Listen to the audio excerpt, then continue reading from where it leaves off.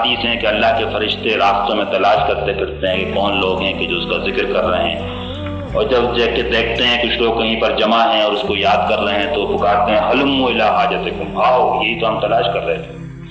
اس کے بعد پھر وہ جب اللہ کے پاس واپس جاتے ہیں تو اللہ تعالیٰ پوچھتا ہے تم نے ان کو کیا کرتے دیکھا؟ وہو عالم، حالانکہ وہ جانتا ہے، حدیث کے الفاظ ہیں وہو عالم، وہ جانتا تو ہے لیکن پوچھتا ہے وہ کیا کرتے ہیں؟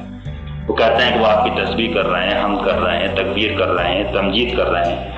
تو اللہ تعالیٰ فرماتا ہے اچھا اگر کیا انہوں نے مجھے دیکھا ہے؟ تو فرشتے کہتے ہیں نہیں، آپ کو دیکھا تو نہیں انہوں نے۔